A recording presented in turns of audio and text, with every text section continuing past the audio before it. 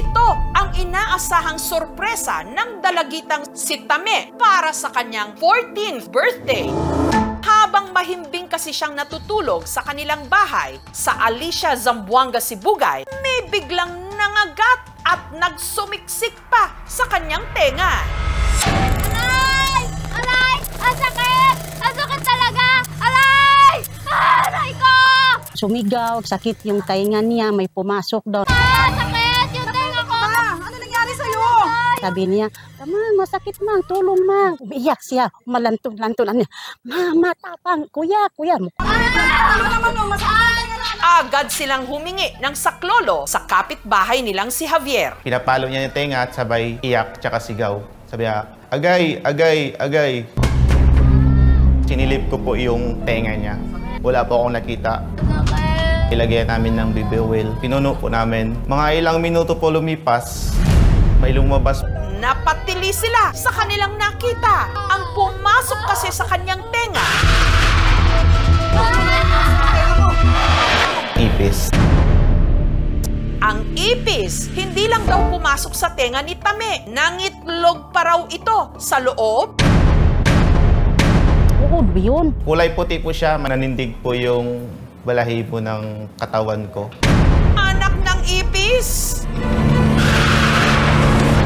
Makita pa lang sila, nakakapangilabot na. Ipis! Paano kaya kung ang isa sa kanila pumasok sa ating tenga? Inay ko po! Sinubukan itong tiyanin ni Javier. Sabi ko sa kanya, Tame, huwag kang gumilaw kasi kapag gumalaw ka, maaari ikasugat ng tenga mo yun. Nakaawa ko sa paa ni Tami. Sabi niya, Mang, tulong. Malikot si Tami. Nung dahan-dahan ko po pinipihit tsaka hinhila, si Tame po, panay iyak po. Pero nung sinungkit na ni Javier ang ipis,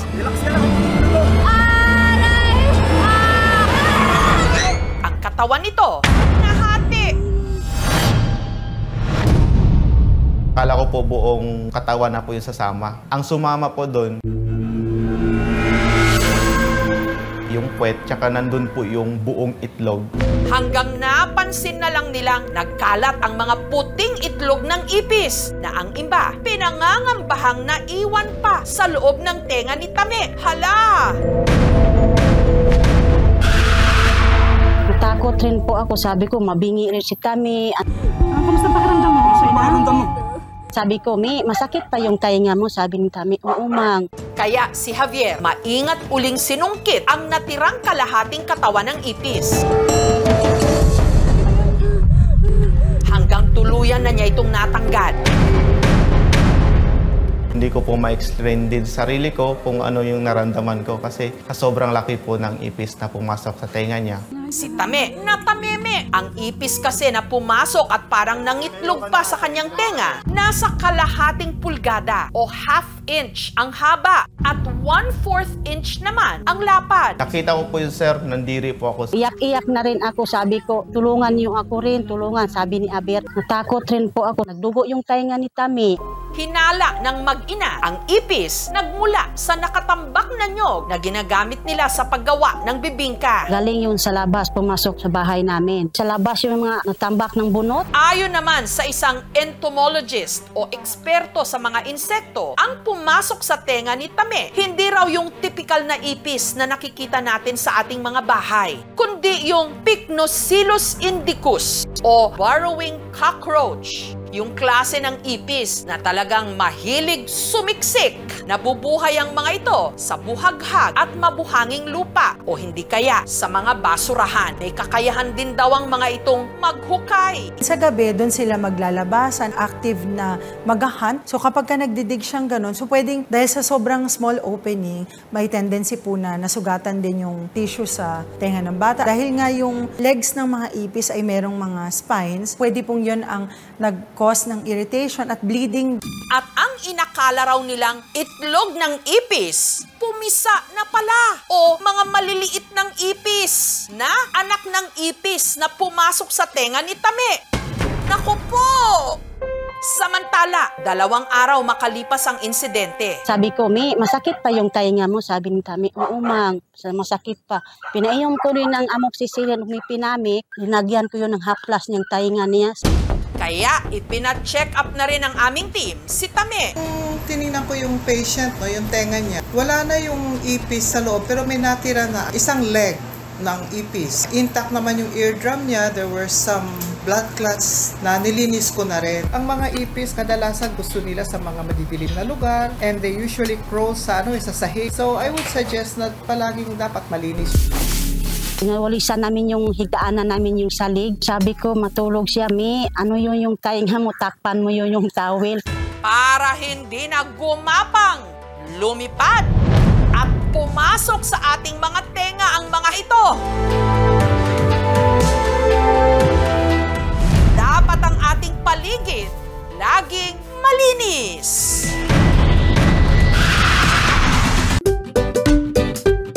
Saan ba masarap kumain kung hindi sa bahay? Sa restaurant? Sa karinderya? O sa palengke? Para sa mga taga Dumaguete, sa Negros Oriental, bago sila mag-agahan, pinapainit muna nila ang kanilang mga tiyan. Ang kanilang takbuhan, ang bahaging ito ng kanilang palengke. Na kung tawagin, painitan. Dito nakahilera ang 2 dosenang mga tindahan na ang ibinibenta ang mainit-init pang painit. Ang painit, pwedeng tinapay, pansit, nilagang itlog, o hindi kaya kakanin. Pero ang pinakapatok daw na painit dito, ang 10555 ni Merton. Ito'y puto maya na binuhusan ng tsokolate, peanut butter, at condensed milk.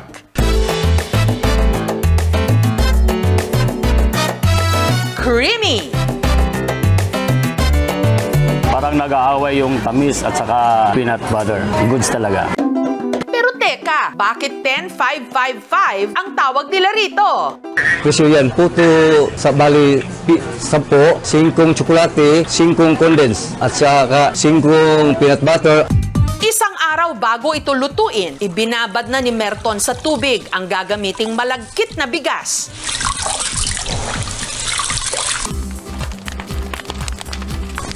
Sunod niya itong pinakuluan sa isang malaking kaldero. Atong i-level ni siya. Yan, kani atong giluto ron 10 kilos ni nga pilit.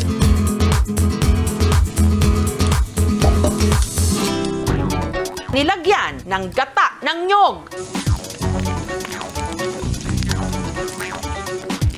At para hindi masunog ang bigas, walang tigil niya itong hinahalo.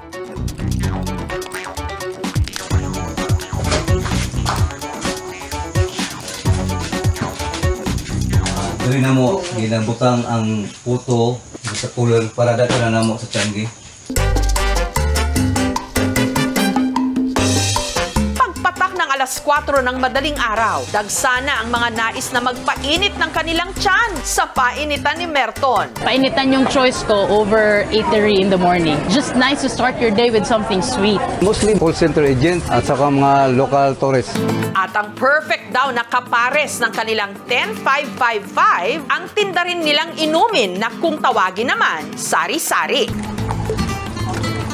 Pwede sa ubal, kaning among tsokolate, sapo kayo dili para sa ubal nga lasaura. Kung ikukumpara mo sa mga naiinom mong kape sa mga coffee shop, iba to. Ito yung lasang Pilipino talaga. Kada araw, nakakaubos si na Merton ng 40 kilos ng 10555 at 2 kaldero ng sari-sari. Ang 10555 recipe na minana pa ni Merton sa kanyang lola Filomena. Dahil sa mainit na pagtangkilik ng kanilang mga suki sa kanilang painit, si Merton napagtapos ang kanyang mga anak sa kolehiyo. Kapag magandang panahon, 12,000 ang kinikita namin. Weekend, aabot ng 18K. Ito naman daw ang pansit na institusyon na sa Tanza, sa Cavite. Perfect sa mga on the go. Nakahain kasi ito hindi sa platito, kundi sa dahon ng saging na ginawang parang apa ng ice cream. Ang tawag nila rito, Pansit Estasyon. Ang pangalan ng pansit na ito, hango sa kung saan daw ito ibinibenta noon sa isang lumang istasyon ng tren dito sa Tanza. Para ma-maintain po yung init niya, pag dahon ng saging ang atin hong ginagamit ay hindi ho karakarakan na lamig ang ating hong mga pagkain. Madali ho siyang bitbitin, kahit saan kayo abuti ng gutom, pwede nyo ho yung agad kainin. Ang train station kung saan ito nabibili, matagal nang giniba. Pero ang hilig ng mga tiga-Tanza sa Pansit Estasyon nananatiling going strong. Isa sa mga gumagawa nito ang dating seaman na si Alan at ang kanyang misis na si Lingling. Sa kanilang palabukan, may 3 variants, payat, taba at toge, kung saan sa halip na noodles, toge ang kanilang ginagamit. Para po marami pong pagpilian yung mga tao kasi nakagis na po nilang almusal yan sa Tanza. Ang nagpapasarap daw ng kanilang pansit, toppings. May sahog itong dinurog na fish crackers, chicharon, tinapa flakes, at tampalen o prinitong taba ng baboy. Sa pagluluto ng Pansit Estasyon, ang mag-asawa may kanya-kanyang toka. Si Alan, tigahanda ng mga sahog.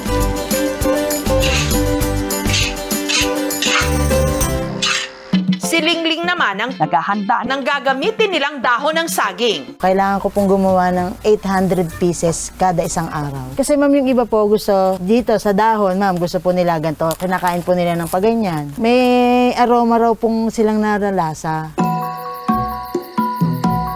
Kung karamihan, naghihilik na tuwing lagpas hating gabi. Ang mag-asawa, heto, gising na gising na. Alas 2 pa lang kasi ng madaling araw, nagsisidatingan na ang kanilang mga suki. Kung compare mo sa mga palabok, mas crunchy itong Pansit Estasyon kasi toge ito. Sobra-sobra pong laking impact itong pagtitinda namin ng palabok at Pansit Estasyon. Kasi po nakakaipon po kami, may hinuhulugan po kaming bahay at lupa, nakabili po kami ng tricycle, motor.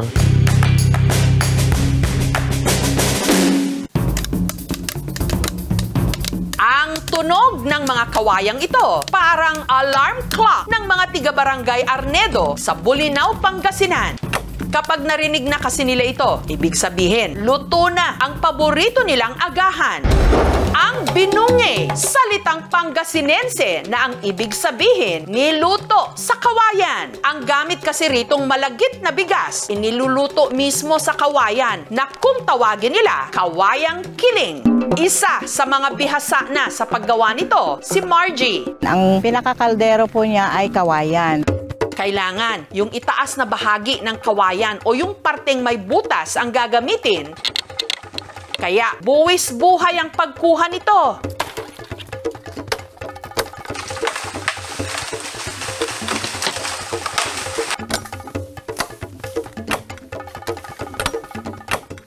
Mula dito po, 5 inches po yan. Tapos dito, 2 inches din po.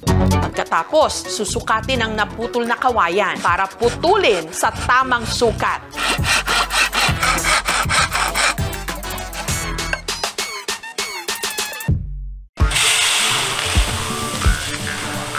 Ang malagkit na bigas, nilinis muna at pinalambot.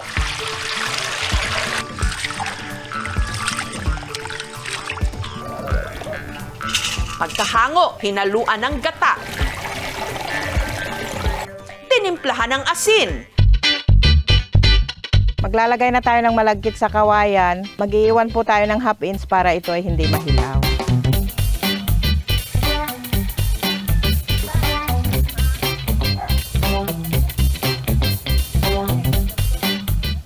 Ang mga kawayan, tinakpan ng dahon ng saging. Inihilera ng nakatayo sa lupa.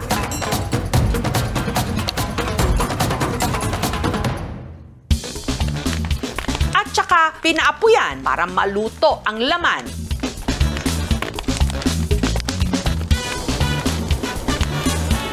Malalaman po natin kapag malambot na po yung ibabaw. Tapos yung kawayan niya kulay brown.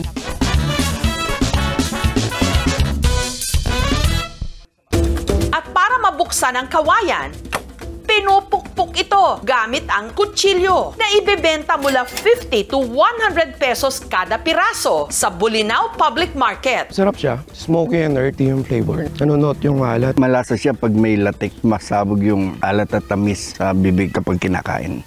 Sa dami ng nagtitinda, tumindi ang kompetisyon. Kaya bumuo pa sila ng samahang magtatakda lang ng oras ng kanilang pagtitinda. By schedule para lahat po kami ay kikita.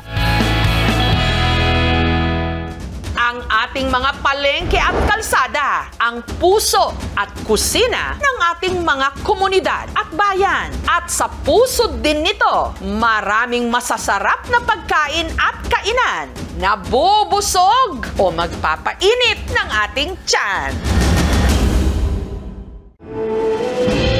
Back to school na! Balik sa dating gawi at mga problema. Ang isang bata mula sa Murcia, Negros Occidental, dahil sa tuktok ng bundok sila nakatira para makapasok ng eskwela, buwis buhay siyang tumatawid sa zipline.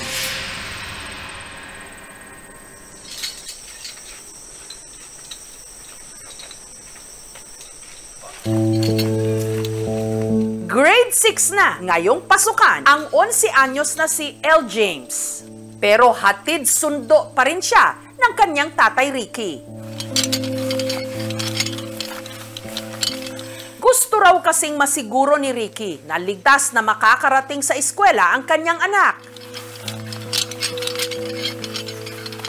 Ang daan kasi patungong paaralan, matarik at mabato. Para makatawid ng bundok, kailangan pa nilang sumakay sa isang luma at kinakalawang ng zipline.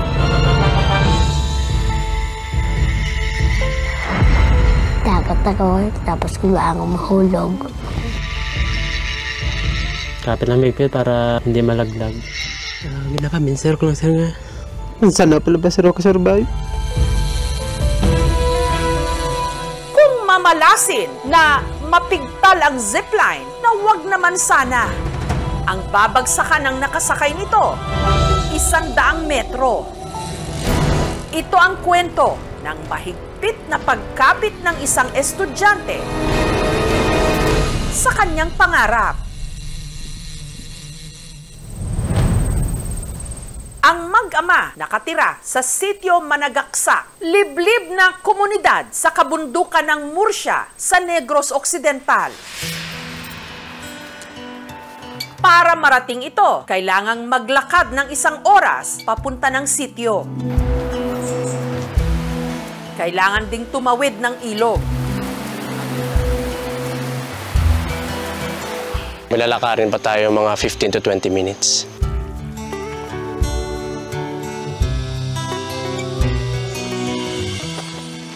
Makalipas ang mahigit 1 oras, narating na nila ang sitio Managaksak. Naabutan nila roon ang lalaking ito na walang katakot-takot na tumatawid ng kable, makabili lang ng asukal sa kabilang ibayo. Titimpla sa kapte. Wala naman ditong daan. Ito lang yung daan namin. Papunta doon sa, sa Tiangge.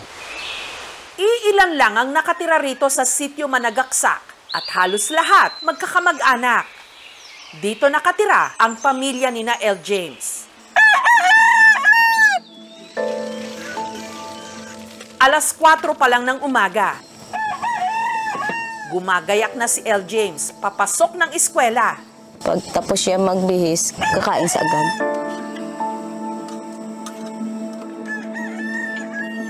Para makatipid, nagbabaon siya. Ito po ang baon ng anak ko para sa eskwelahan, para siya magutom.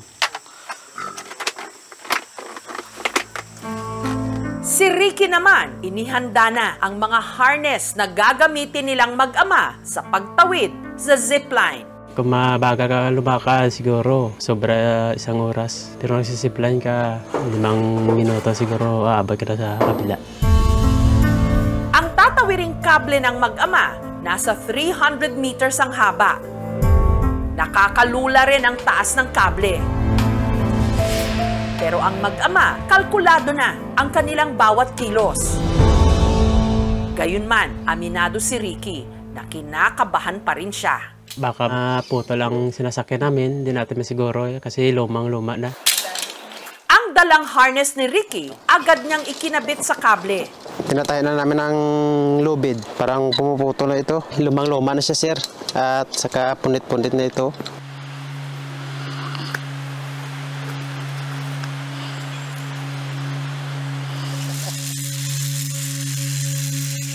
Si Ricky ang unang tumawid.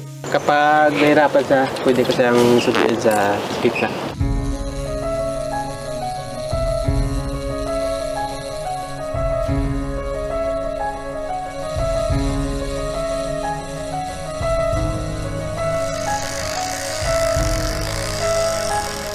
Dalawang minuto lang, narating na ni Ricky ang kabilang dulo ng kable. Hindi naman kayo nahirapan? Hindi naman po. Kasi nasanay ako dito. Araw-araw nagtabok. Habang si L. James, nagsuot na rin ng harness. Hindi ka mahirapan? Pero danlog, mahirapan ko kay danlog.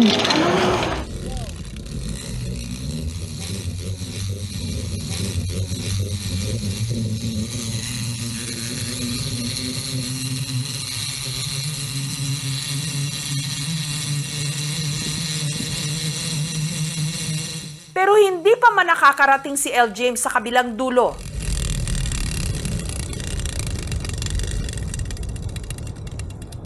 Bigla siyang huminto.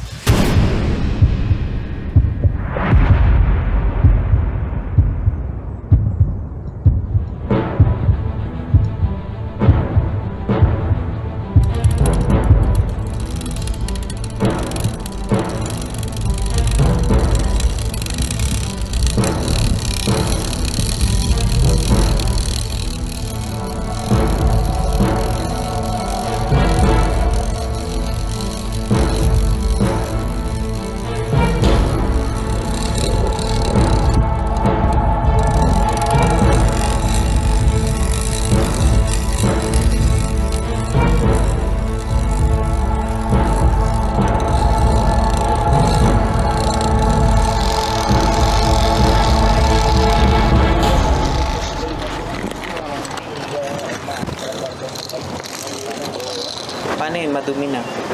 Pilitan mo? Opo. Hindi ka naman naipet? Hindi.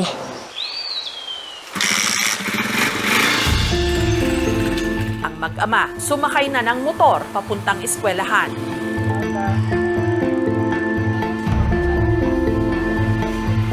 Si L. James ay masayahing bata, matulungin, especially sa kanyang mga kaklase at talagang masipag siya.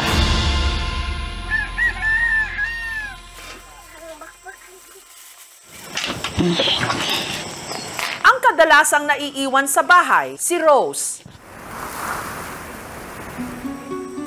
Nung araw na yon, kinailangan naman niyang dalhin ang 4 na taong gulang nilang bunsong anak na si Mary Rose sa daycare center na nasa kabilang bundok din. Kabila. Kinakabahan ka po? Opo, kasama ko kasi yung anak ko. Ginagawa ko yung safe yung anak ko. Oh, gina.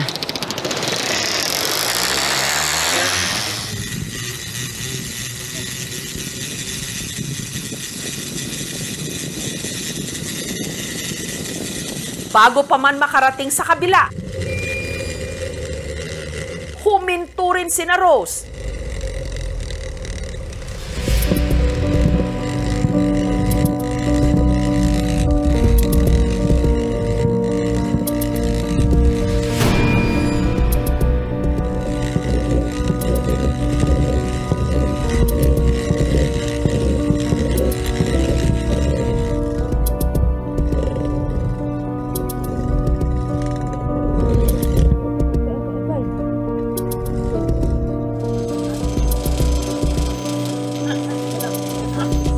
Hanggang sa ligtas na nakarating ang mag-ina sa kabilang dulo ng zipline. Safe naman kami. Hindi ko po alam nga na malapit na sa kamay ko. Yung kamay ko naiwan dito sa loob ng motor.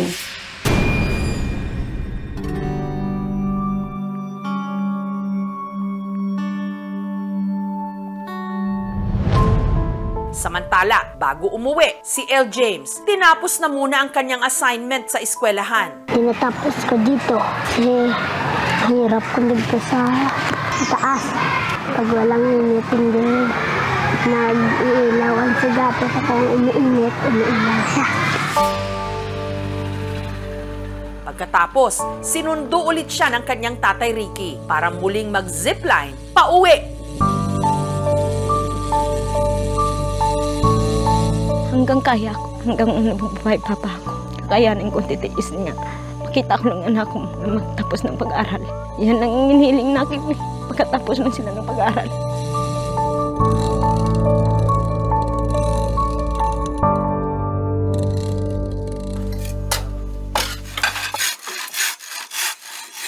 Pamilya ni na El James, pinagkakakitaan ng paggawa ng barbecue sticks. Yung kita ko sa isang buwan, mga 1,000. Pero pagtatanim talaga ng gulay ang kanilang hanap buhay dito sa bundok. Ito rin daw ang dahilan kung bakit mula sa bayan, pinili nilang dito manirahan 4 na taon na ang nakararaan. Dati doon kami nakatira sa baba. Kasal po na ang lupa namin nasama sa pagbili ng aking lolo kaya wala namin itong bahay. Kaya pumunta kami dito sa bundok at dito nagpatayo ng bahay. May disente man silang hanap buhay sa bundok, malayo naman sila sa kabihasnan. Araw-araw nagpunta ako dito tapos pagkahapon babalik naman ako doon kasi mahirap. Dahil dito, ang 8 taong gulang nilang anak na si Ezra, pinili munang tumira sa kapatid ni Ricky sa bayan. Baka may anong mangyari sa kanya or na umiipit yung kamay niya. Yan ang sinisip ko nga.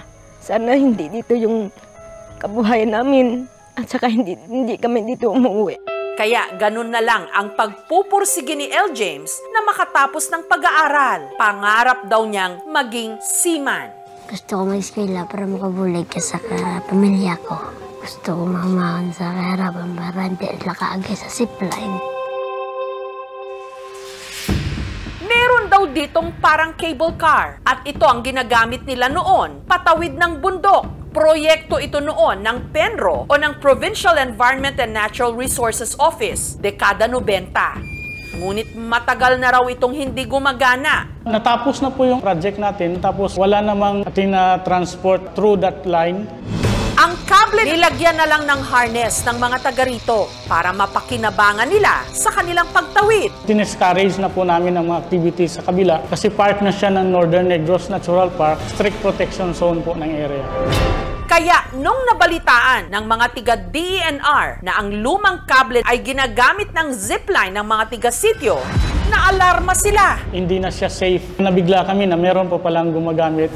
Nakakalungkot na may mga bata na ganito yung sitwasyon papunta sa school. Nakikita natin yung determinasyon nila na makapasok, makapag-aral. Pero hindi ito sapat na dahilan para maranasan nila ang nararanasan nila. May mga pagkakataon kasi na hindi natin maiiwasan na dahil sa panganib or dahil sa kakulangan ng mga serbisyo ay hindi pa pwede sa kasalukuyan na magtayo ng mga school. Ito po yung dahilan kung bakit pwede tayo gumamit ng alternative delivery mode sa mga pag-aaral ng mga bata. Mayroon tayong binibigay sa kanya ng mga activity sheets at modules na ipiperform niya at magkaroon siya ng special schedule na sa ganitong mga araw lamang pwedeng pumunta ng school. Gusto ko mag-start dito sa ubos para hindi na sila makasakay sa zipline sa dawadlaw. Kaya delikado sa dawadlaw nga daplos. Gusto mo namin, wala kami magawa kasi wala na kaming pangbayad sa upa. Kaya dito lang kami kumakayod. Ang suliranin ng mga tiga-sityo Managaksak, idinulog ng aming team sa LGU ng Murcia. The plan and the recommendation is to relocate the family as soon as possible. Nirefer sila namin sa livelihood financial assistance wherein sila na yung maka-assess kung anong gusto nilang livelihood. Pangamoy, paano nakasurvive sa mga sitwasyon. Hindi ko maibigay sa anak ko kung anong gusto nila. Sinasabi ko sa anak ko, pagtapos ng pag-aral, marami na kayo mong ibili ng anong gusto niyo. Sipag lang, makararaos din kami. Sa milyones o bilyones na budget ng gobyerno para sa edukasyon o kapakanan ng mga magsasaka at ng mga tiga-malalayong mga lugar, ang tanong ng mga taga rito, kailan kaya sila maaambunan.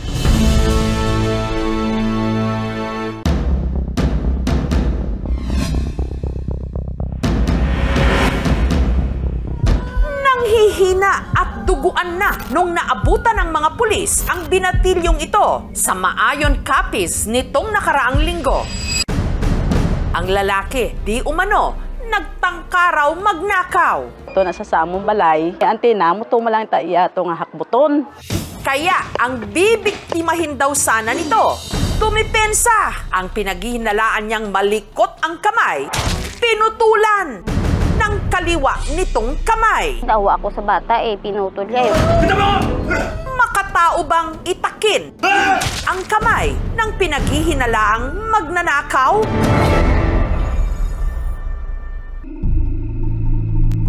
Nagsimula ang lahat nung ang tahimik na gabi ng pamilya ng magsasakang si Arman, hindi niya tunay na pangalan, nabulabog sa sigaw ng kanyang anak. Pa! Bigla akong tumayo sa upuan ko at saka pumunta doon sa pinalagyan ng anak ko. Ang lalaki, nagpupumilit daw na pasukin ang kanilang bahay. Ginaganyan ko yung puwerta para hindi lang siya makapasok. Sabi ko, sino ka? Hindi naman sumasagot. Si Arman, nanlamig ang mga kamay sa takot. May phobia na kasi 3 bisis na kasi kami ninakawan. Mga alaga naming manok, nadala. Bahay ng kapatid ko, nilimas lahat ng gamit niya. Kaya ang agad daw na pumasok sa isip niya, ipagtanggol ang kanyang mga anak. Dito tagiliran ko, yung espading ko, na dampot ko. Ang tinutukoy niyang espading, ang ginagamit daw niya sa pagtatabas ng tubo. Siguro sa bigla yung gano'n ng pintuan, nakapasok yung kamay niya.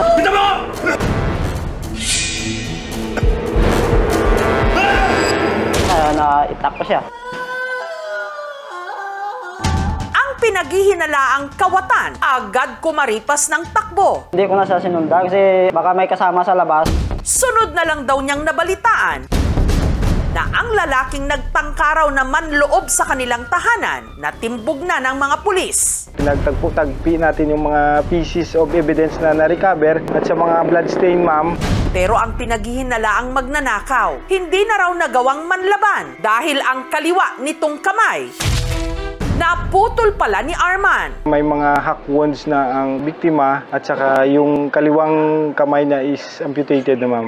Pero ang galit ni Arman, pati na ng ibang mga nakiusyoso sa pinaghihinalaang magnanakaw, napalitan ng pagkabigla at awa nung dumating ang ama ng binatilyo, si June. Napakasakit na magkikita mo yung anak mo, maraming dugo sa kanyang mga sinusuot. Wala na siyang kamay. Pakiramdam ko na gumuho yung mundo ko. Naramdaman ko yung sakit. Magulang din ako katulad nila. Kasi sa akin, minano ko lang naman yung proteksyonan ko lang naman talaga yung mga anak ko.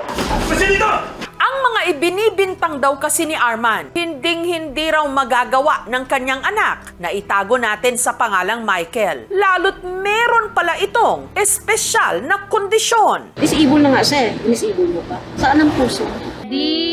Si Michael kasi na inakalang magnanakaw, meron palang ASD o Autism Spectrum Disorder. With autism, pero high functional po siya. Hindi siya masyado magsalita ng diretso. Kahit paano, makaintindihan po kayo. Gusto ko sana magsumuko noon. Kaso nataranta ako kasi baka ano gagawin ng pamilya sa akin. Hindi ko naman, ma'am, sukat akalain. PWD pala yun. Agad na isinugod sa ospital si Michael. Naputol na po yung left hand niya. Tapos, meron po siyang malaking sugat naman sa kanang bahagi ng kamay niya. Natamaan po yung ulnar artery niya. Yun po yung nagsusupply ng dugo doon sa parte ng katawan. Pwede po kasi siyang mamatay dahil sa blood loss. Ang kanang kamay ni Michael na isalba, pero hindi na ang kaliwa. Nayan. Tuwing pong nakikita ko po, nanginig na aking anak na wala ng kamay. Para po, ang puso ko, parang sinasaksak ko yung sobrang sakit. Kwento ni Nemia, dahil sa kondisyon ng kanyang anak, hindi raw makontrol ang mga ikinikilos nito.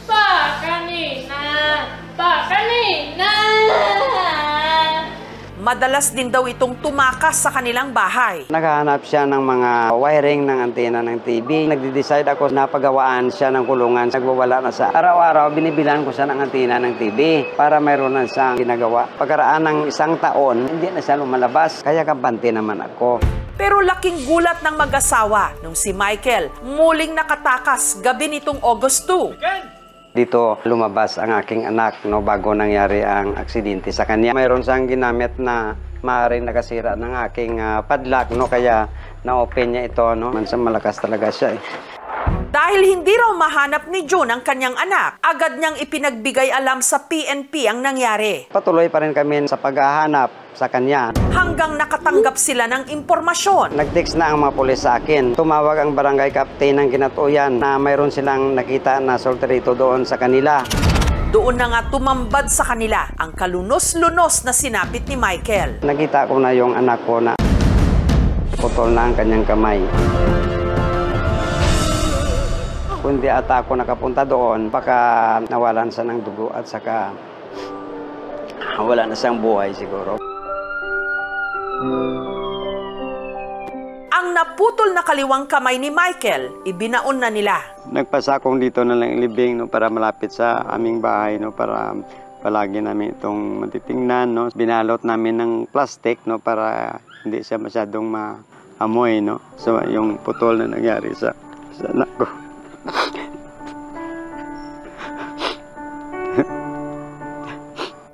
Ayon sa kanyang mga magulang, napaka-responsable daw na anak ni Michael. Napakabait na bata yan. Matulungin sa bahay kahit meron siyang kapansanan. Katuwang ko po siya sa mga gawain ko po sa bahay. Pero ngayon wala na akong kasama sa mga gawaing bahay. Parang nawalan po ako ng isang kamay po. Matalino rin daw ito. Nag-aaral na po siya dito for 12 years sa SPED. Magaling siya sa math, so binibigyan ko po siya as best in mathematics. Creative siyang bata. Mahilig po siya sa mga drawing. Mahilig ba po siya mga imbento? Ito ang mga wire na kanyang ginagamit. Ginagawa niya itong mga bula. Parang mayroon siyang libangan. Pero ang lahat ng ito, malabo na raw na magawa pang muli ni Michael. Marami siyang ginagawa na gamit ang kanyang kamay. Pero sa ngayon, iwan ko kung anong mga libangan ang kanyang gagawin dahil isa na lang ang kanyang kamay. So, kaya parang hindi ko matanggap na ang nangyari sa kanya. Sa may gawa sa kanya, sana konsensahin siya sa kanyang ginawa sa aking anak. Sana panagutan niya ito. Samantala, si Arman agad sumuko sa barangay. Kasi responsibilidad ko talaga yun, ma'am, na hindi ko tatakbuhan. Kasi wala naman ako kasalanan doon. Napagkamalan ko lang siya na masamang tao. Hindi alam magnanakaw yung anak ko. Baka naghingi lang siya ng tulong siya na hindi niya alam pupunta rin sa amin. We put him into custody sa aton nga municipal police station. Pag hindi maglapse sa reglementary period, ma'am, we are obliged to nga i-release siya. Si Arman, pansamantalang nakalaya dahil wala pang formal na kasong isinampa ang pamilya ng biktima. Coordinated kami, ma'am, sa family. Sabi nung father, pag-usapan muna ng kanilang pamilya. Ang hustisya po ang hinihingi ko. Hindi po normal na tao ang gumawa nito. Naputulin yung kamay ng isang inusilting bata. So magiging depensa niya rito talaga na mayroong threat na manakawan yung kanyang tahanan.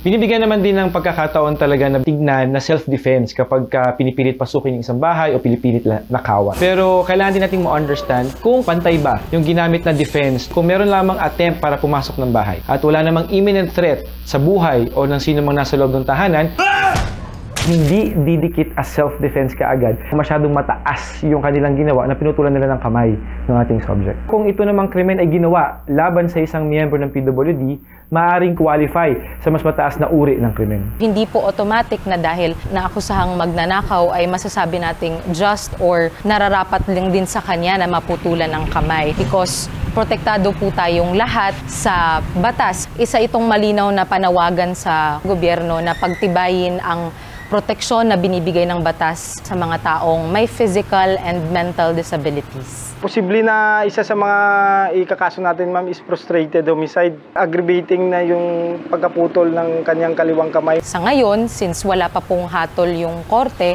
masasabi po nating presumed innocent po talaga muna ang akusado. Kung magsampa mas lang ng kaso, siguro proteksyonan ko na lang yung sarili ko kasi hindi ko naman ginusto yung nangyari. Maybe for Nina for dapat lumalabas siya. Dapat napupuntahan niya yung gusto niyang puntahan. Para hindi siya na kailangan niyang kamutin. Sa 1 na 4. Ang mga taong may autismo po ay hindi inherently violent. Meron silang challenges behaviorally, hindi po sila danger sa mga tao. Ang importante po is may compassion tayo para sa condition nila. Talagang it takes a village para tumulong sa mga taong may kakaibang pangangailangan. Habang ako ay nagdidressing ng kanyang sugat, lalo akong nahihirapan dahil sa tindi ng aking nararamdaman. Pinoproblema rin ngayon ang mag-asawang June at Nemya kung saang kamay ng Diyos kukunin ang pambayad sa pagpapatherapy ng kanang kamay ni Michael. Kailangan niyang paggalawin ng maayos ulit yung kamay na naapektuhan. Pwede rin pong mag-undergo ng psychiatric help yung patient. Kahit mayroon kang kapansanan, mahal na mahal pa rin kita. Hindi namin matanggap, hindi pa mawala sa aking paningin ang nangyari sa kanya. Anak, huwag kang mag-alala. Ipaglaban ko talaga ang gusto para sa'yo. Mahal na mahal kita, anak. Ipaglaban kita hanggang kamatayan. Di-jump! Wow, very good!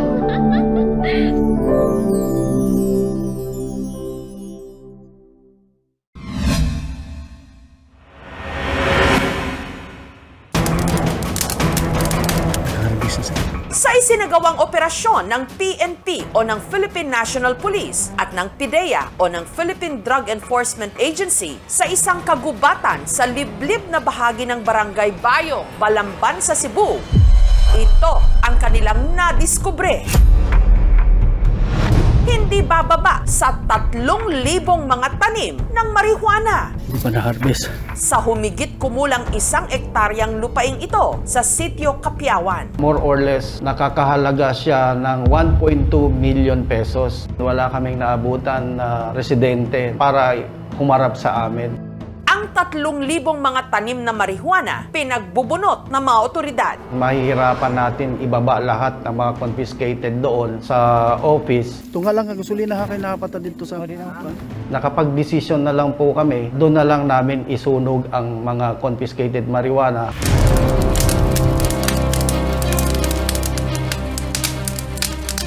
Tingnan nyo yung kabila, baka marami pa doon. Ang tanong, sino ang nasa likod ng marijuana plantation na ito sa Cebu?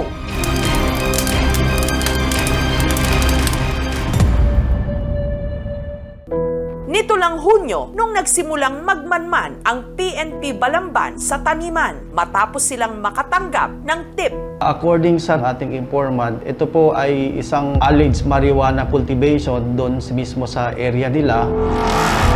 Ang bahaging ito kasi ng Balamban, malayo sa kabihasnan at malamig ang klima, kaya madali ritong tumubo ang marijuana. Ayon pa sa natanggap daw nilang impormasyon, hindi lang sila basta nagtatanim ng marijuana. Ito po ay binibenta sa mga umaakyat sa kanilang lugar. Bagay na madalas na raw noong napapansin ng residenteng si Leslie, hindi niya tunay na pangalan. Atong Hulyo ay mga bagong sakyan sa akong pananaw, mga agi sa mua. Magtingahan sad ba kay na mga agi sa pag-usa mo pananaw. Posible sad buyer to sila o kanang marijuana. Sirado mang sakyanan, di man mga nao. Para makumpirma ang tip na natanggap ng mga pulis, kumuha sila ng asset. Si Edgar, hindi niya tunay na pangalan. I-contact niya itong tao, mga kagrupor sa namo, nga naa diha ko nung napita. Mga kailan naman may anang mga tanoma kay nadaghan naman may makapag nakasway gimi ana og tanom sa una. Sa gagmay pa mi. Pero nagbago na raw si Edgar. Medyo kontra mo yung balaod kay gagmay pa mami atong mga panahon na gibiyaan na wala mi mo utrong tanom. Para hindi mahuli, naglagay pa raw si Edgar ng mga halaman sa kanyang damit.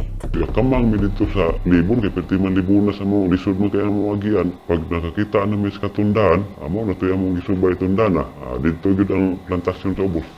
Nung nalaman ang lahat ng ito, agad ikinasa ang operasyon. Sa paggalugad ng mga otoridad sa ilalim ng pugon o lutuan ng kopra na ito, meron pa silang nakita mga sako na ang laman mga pinatuyong ibinibentang marijuana na tinatayang nasa 40,000 pesos ang halaga. Isang kilo ang isang ano niyan? 25,000. Meron kaming nakita mga iilang marijuana sa kanilang kabahayan, isang indikasyon na sila ay gumagamit din. Ang PNP meron ng 2 suspect. Ang nabalitaan namin ay nagtatago na. Ang hinaharap nilang kaso ngayon ay Section 16, Article 2 ng Republic Act 9165. Regarding sa marijuana, kung 500 grams pataas, yan na yung parusa na life imprisonment o 40 years of imprisonment, and maaari din siya magbayad ng fine na 500,000 pesos up to 10 million. Ayon sa pamunuan ng Barangay Bayong na siyang nakakasakop sa taniman ng marijuana, ang mga suspect, posible raw mga dayo o mga hindi taga rito. Tungod sa gidakon gud sa among barangay, dili ginamo ma-cert ang tanan jud nga area namo sa Barangay Bayong. Sa patuloy na pag-iimbestiga ng aming team, napag-alamang bukod sa taniman ng marijuana sa Barangay Bayong, may isa pang marijuana farm na isinumbong sa mga operatiba sa katabi lang nitong barangay.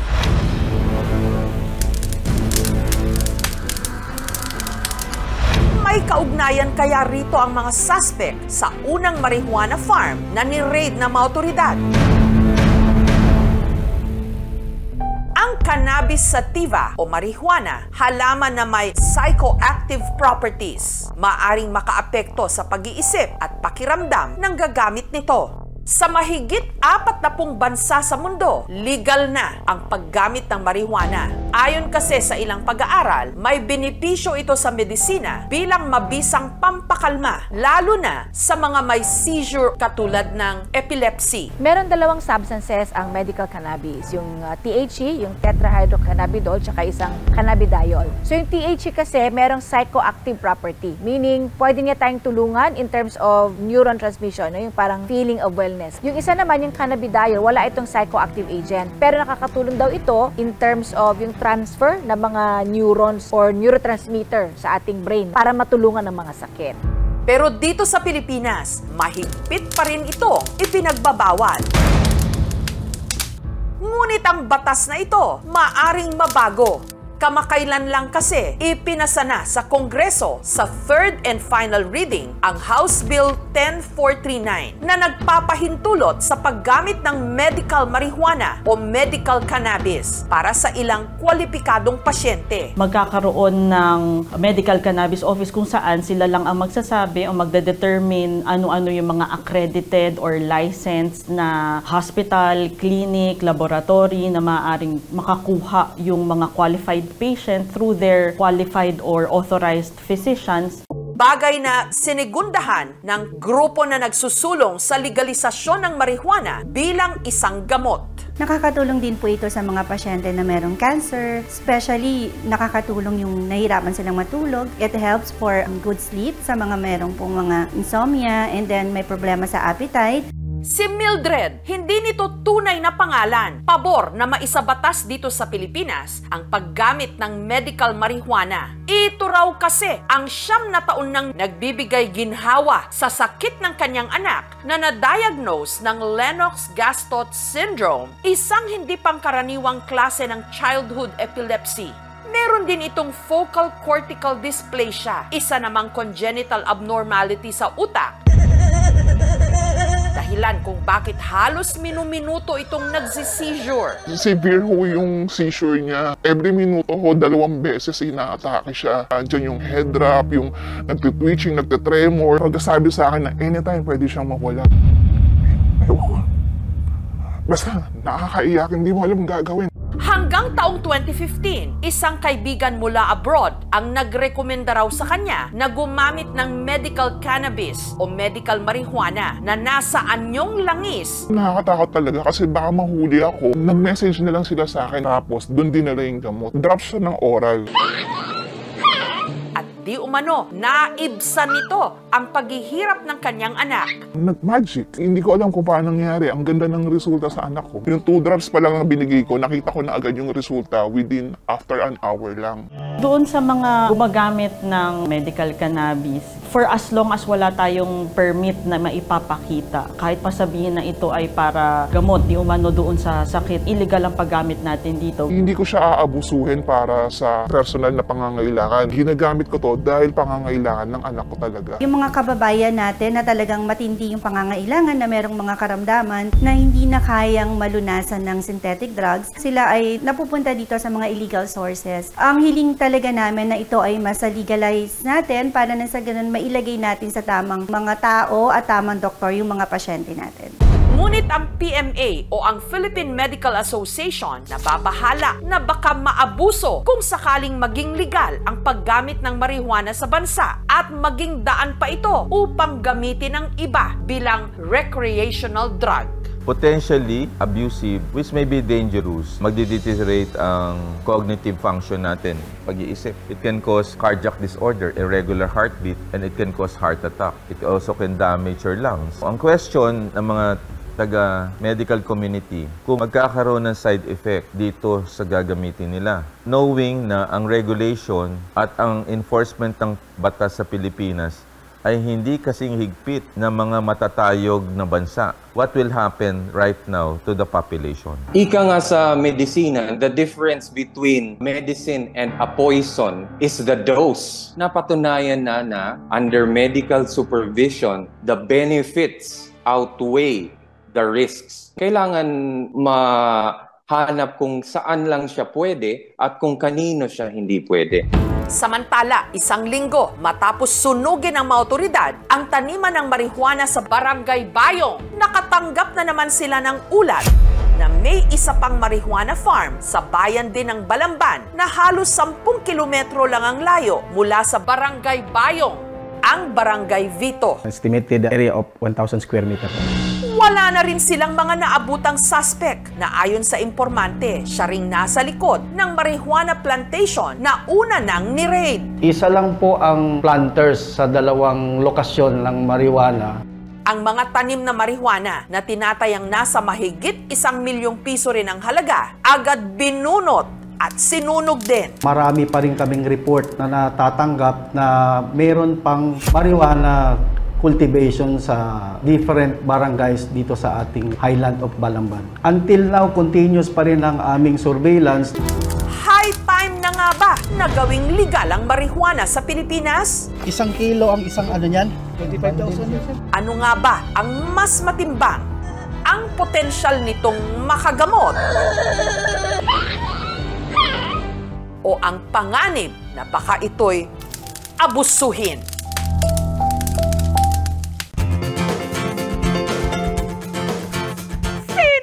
Ang hindi napatalon nung si Carlos Yulo nanalo ng hindi lang isa kundi 2 gold medal sa Olympics! Laban Pilipinas! Buong Pilipinas ngayon parang may sapi, pero imbes na lumutang o mag-levitate, nagtatatalon at nagpapasirko-sirko sila.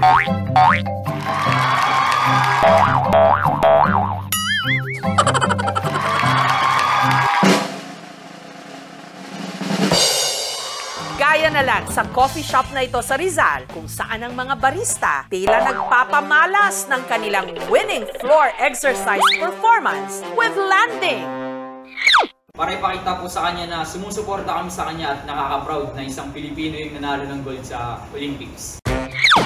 Kanya-kanya nga tayo ngayong gymnastics. Ang bago kasi nating iniidolo, ang double gold medalist sa 2024 Paris Olympics, si Carlos Kaloy Yulo. Sa Kalasyaw sa Pangasinan nga. Hetong si Romar. Mula pagbangon ng higaan, pagkuha ng tubig sa ref, at pagsuot ng tsinelas, aba, umi-stunt. Napatumbling daw kasi siya nung nalaman niya kung magkano ang naghihintay na incentives kay Kaloy dito sa Pilipinas. cash reward mula sa gobyerno at mga pribadong kumpanya, 3-bedroom fully furnished condominium, house and lot, brand new car, at kung ano-ano pang lifetime perks. Ang tinatayang kabuuang halaga ng mga pabuyang matatanggap ni Kaloy, tinatayang aabot na sa 100 million pesos. Deserve! Sobrang nagulat po ako since ganun po yung premyo na matatanggap ni Carlos Yulo. Kaya ngayon pa lang po, para prepared na po ako pag dumating yung 2028 Olympics. Ang pagsirko-sirko, maning-mani lang daw talaga kay Romar. I am a former cheerleader po ng Team Pangasinan Pep Stars po. Pwede po akong ilagay sa base and also flyer. Kaya ko din po tumabling. And also, I can do split po. So, ito lang po yung sala namin, which is dito lang po ako gumagawa ng mga contents. And ito po yung sofa kung saan po ako tumatabling. Pero seryoso raw talaga si Romar sa pangarap niyang makatungtong sa entablado ng International Cheerleading Union. Go, Romar! Ang realization ko po doon sa pagkapanalo po ni Carlos Yulo ay kung sana pinagpatuloy ko po yung pagiging cheerleader ko, siguro po nakaapak na po ako sa ICU or International Cheerleading Union, which is one of my dream po. Samantala, matapos ang makapigil hiningang laban ni Kaloy sa Olympics, nag-relax at pa-food trip muna siya sa Paris. Pero ano itong nabalitaan naming naispatan din daw siya nitong mga nakaraang araw sa isang gym sa Marikina? Mula built ng katawan, buhok, hugis ng mukha, pati height, papasaraw na carbon copy ng ating golden boy? Meet 21-year-old Andre, ang look-alike daw ni Carlos Yulo. Akala ko talaga si Carlos Yulo. Medyo na-excite ako yung una. Feeling ko rin po na nauwi ko po yung gold medal, na 2 gold medal po dahil po nasasabihan po ako na Carlos Yulo, congratulations. Pagka tungtong ko po ng kolehiyo, nabansagan na po agad ako na ako daw po si Carlos Yulo. Minsan po may times po na sinasakyan ko yung trip nila and kapag gusto po nila magpa-pick, hinahayaan ko lang po. Si Andre, gaya ni Kaloy, 7 taong gulang lang nung nahilig sa sports. Naging student athlete sa track and field nung elementary at naging varsity player sa volleyball nung high school. And ito po ay nakuha ko dun sa 2 sport na yon. More or less 15 to 20 gold medals po. Ang ilan po dito is sa Mariprisa, sa division meet, and nakakuha po kami ng gold doon. Gaya ni Kaloy, inspired din daw ngayon si Andre sa kanyang girlfriend na si Yari. May gusto lang po akong i-clarify. Kami po ng girlfriend ko na si Yari. Gusto po namin magpasalamat sa lahat ng inyong support. Ang love life ni Andre, suportado raw ng kanyang mami Peachy. Sinusuportahan niya talaga ako sa lahat ng bagay. Sa mga problema na pinagdadaanan namin is pinipili namin na mag-stay sa aming dalawa. Ang tinatamasang tagumpay ngayon ni Carlos Yulo, bumuhay ng interes ng publiko sa gymnastics hanggang sa barabarangay.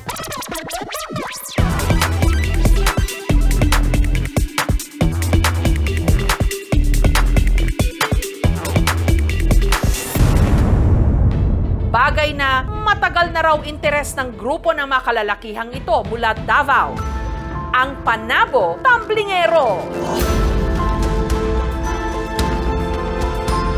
Sa lupit ng kanilang stunt, lahat kakabahan. Mag-practice mi sa bagasuan sa bagasuan para safety among among landing nya sa dagat, sapa sa yuta. Para raw ligtas ang kanilang babagsakan, ang kanilang pag-iensayo, ginagawa nila sa bagaso o tumpok ng pusot. Dito po kami kadalasan nagpa-practice. Gawa ng malambot siya. Safety din po sa amin yung babagsakan namin kasi napakalambot talaga po. Komportable kaming gumawa ng mga stunts para mag-improve pa. May trabaho, diretso may samong tamblinganan. Practice, nagdala exercise na lang po. Gayunman, hindi pa rin maiwasan ang kakambal nitong peligro. Time sir nga, di na mo malikayan na kasi syempre dili man perfect jud ang amo ang ginabuhat permi. Tubig niya nga init tapos naay ihampol nga kanang bitaw ng tuba-tuba may tawag sa muana para ang iyang pag mukalma siya nya ma-okay siya. Kada performance, binabayaran sila ng 3 to 5,000 pesos. Kwaon may gisting mi kana para nang may mga kasal, may mga pista. Amo na kung kinsa tong walay tubel, pantay gid mi tanan gyud. Wala gyud ingom na kanang mulamang.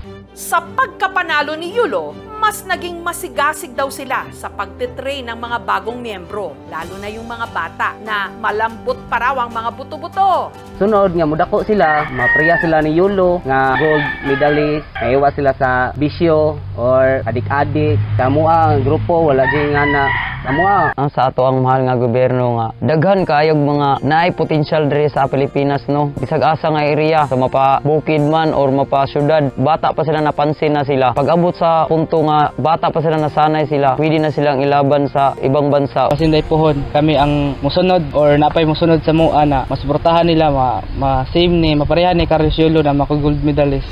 Lahat tayo nagpapasirko-sirko ngayon, panayang tumbling para sa kanya-kanyang bagay na gusto nating marating. Laban, go for gold at mag-enjoy, mag-Carlos YOLO, because you only live once.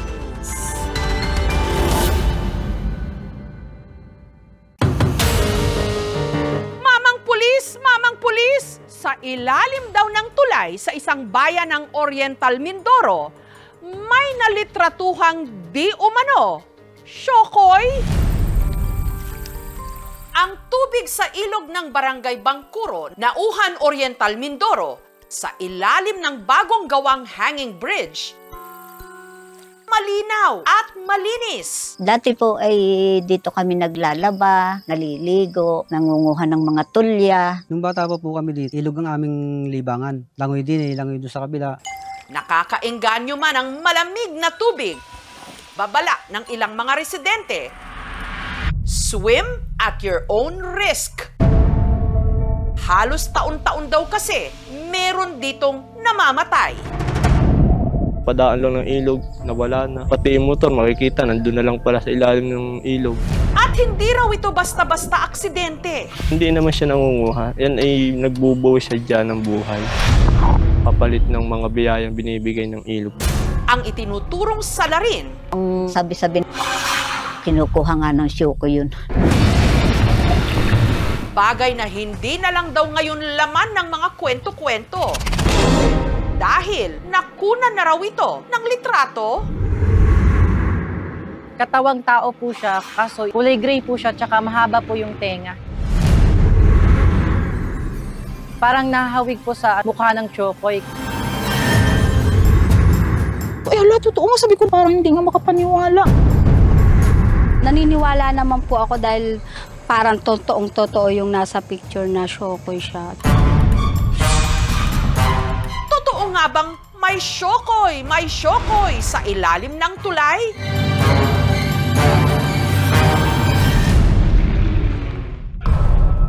Ang litrato ng di umano syokoy sa ilog, kuha ng dayong si Aljay nung nagbakasyon siya kamakailan sa Nauhan. Nung unang dating po namin, may narinig kami, parang tumatawa. Nung kami dumaan dun sa bridge po, pero binaliwala na din po namin. Mas nanaig daw kay Aljay ang pagkamangha sa ilog. Niyayaya po ako ng pinsan ko na maligo dun sa ilog. Rito! Pag naliligo po kami, para pong palaging may nakabantay, binibiro po ako ng mga pinsan ko na, wag yan, baka hilahin daw. Dahil dayo lang po ako, kaya po hindi na rin po ako na pumupunta sa malalim na part. Hanggang ang nagpakilabot sa kanila, nahagip daw ng kanyang cellphone camera. Ako'y tumawid sa tulay na yon na ako lang po mag-isa. Maganda po kasi yung view, kaya naisipan ko pong mag-picture. Nang hilakbot daw siya. Katawang tao po siya, kulay gray po siya, haba po yung tenga. Ang nahawig po sa mukha ng Chokoy. Ako po ay natakot nung nakita ko yung pinagbawalan na po ako na maligo sa ilog. Mas tumindi pa raw ang kanyang kaba sa ikwinento ng kanyang Lola Mila. Deligadong maligo sa ilog na ito. Dito po sa tapat na ito, 3 ang namatay. Ang sabi-sabi ng kinukuha nga ng siyoko yun.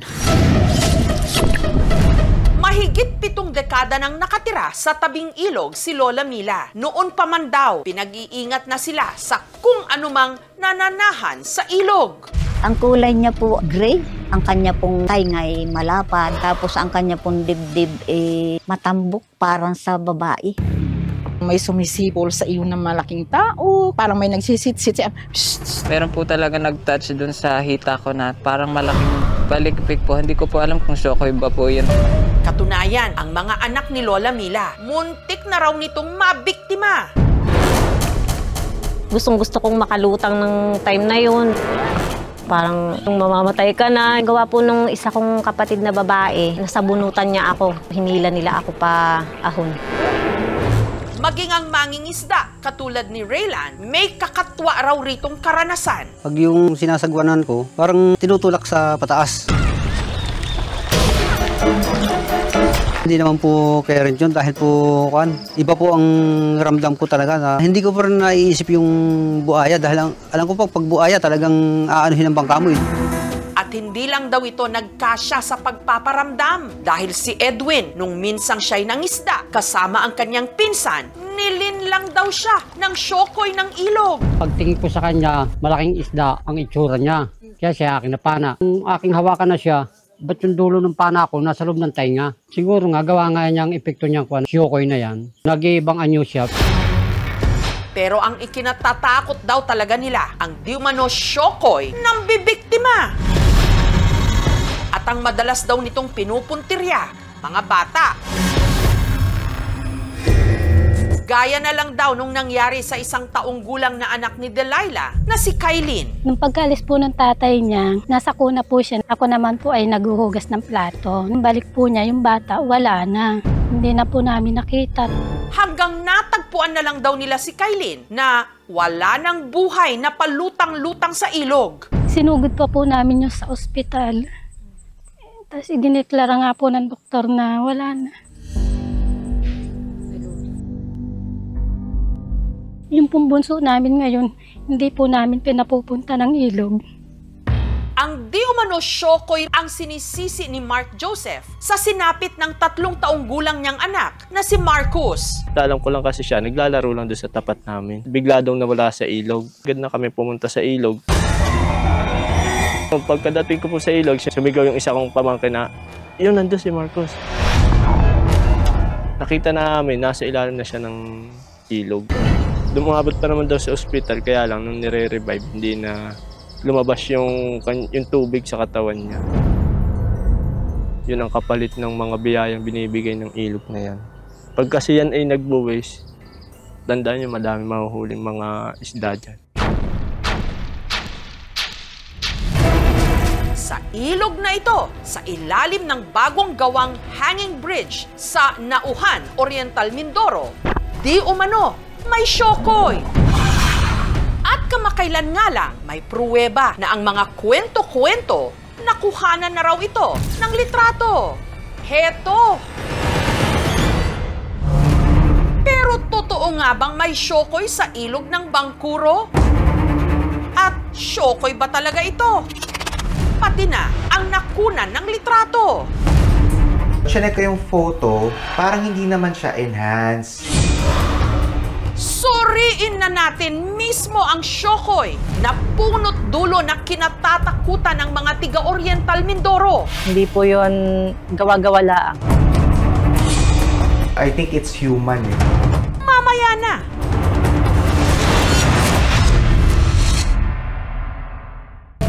Sa ilog na ito, sa ilalim ng bagong gawang hanging bridge sa Nauhan, Oriental Mindoro, di umano may shokoy na naghahasik ng shokot. Padaan lang ng ilog, nawala na. Pati yung motor, makikita, nandun na lang pala sa ilalim ng ilog. At kamakailan nga lang, may pruweba na ang mga kwento-kwento, nakuhanan na raw ito ng litrato. Heto! Katawang tao po siya, kaso kulay gray po siya, tsaka mahaba po yung tenga. Parang nahawig po sa mukha ng shokoy.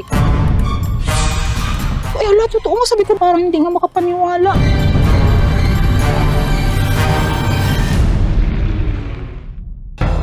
Ang larawan, ipinasuri namin sa isang eksperto. Hindi naman siya enhance. Mukha naman siyang actual photo. However, may possibility kasi na pwedeng AI generated yung photo. Sa mga hindi naniniwala, picture ko po na yon ay nanggaling po talaga sa camera ko, tsaka hindi po talaga ako marunong mag-edit. Hindi po ako marunong maglagay ng ganun sa picture, kaya hindi po yon gawa-gawa laang. Isa sa mga tinitignan kong angle yung tinatawag nating na pareidolia. Yun yung phenomenon na kapag kunyari tumitingin tayo sa ulap o sa mga bagay-bagay para ng may mukha, may mga image ng faces or may image ng objects, items.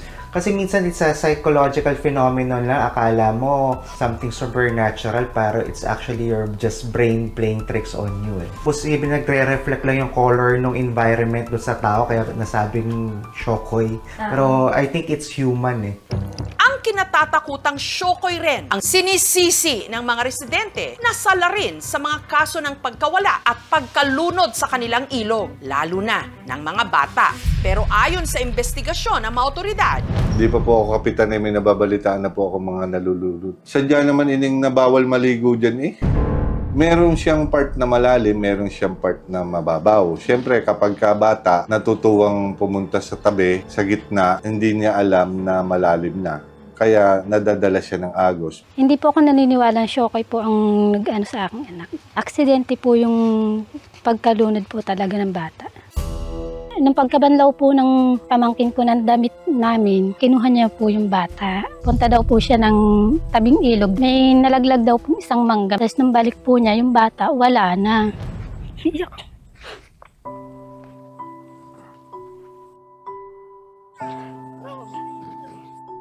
Yung aking mga anak ngayon, hindi ko na sila pinapupunta din. 4 na taon, hindi na kami napunta sa ilog. Hindi na malilimutan ko kasi yun Talagang napakasakit. Mahal na mahal ko siya lagi. Pwede natin tignan yun as coping mechanism sa mga pamilya.